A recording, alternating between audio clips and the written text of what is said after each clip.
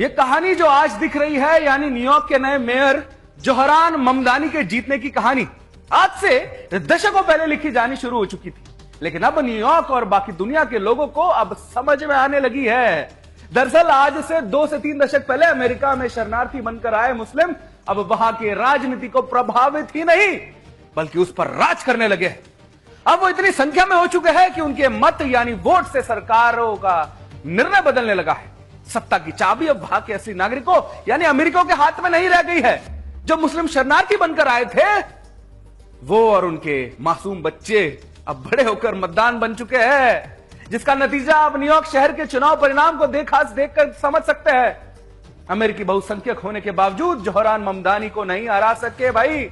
इसका मतलब आप समझ रहे हो, वही जो आए दिन राहुल गांधी कहा करते हैं कि जिसकी जितनी आबादी उसकी उतनी हिस्सेदारी।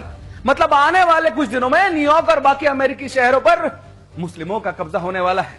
जिस तरह भारत में आज हमारा विपक्ष यहां के असली लोगों को जातियों में बांटकर और एक मजहब विशेष के पूरे वोट बैंक के जरिए सत्ता पाना चाहता है, ठीक उसी तरह न्यूयॉर्क में भी वहां के लोगों की डेमोक्रेटिक और रिपब्लिकन में बांटकर और मुस्लिम को एक मुश्त वोट पाकर न्यूयॉर्क का मेयर अब वो बन गया है। We're done hiding.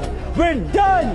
We're done being tortured and hurt and judged. This is the correct religion. This is the religion that all of humanity needs to be upon, of Islam. And we will not stop until it enters every home. So I want you to repeat after me. I want to hear it in every single district. It should tremble. Brooklyn should hear it. The Bronx should hear it. Queens should hear it. Say it as if the Ummah depends on this, my brothers and sisters. La ilaha illallah! Muhammadur Rasulullah!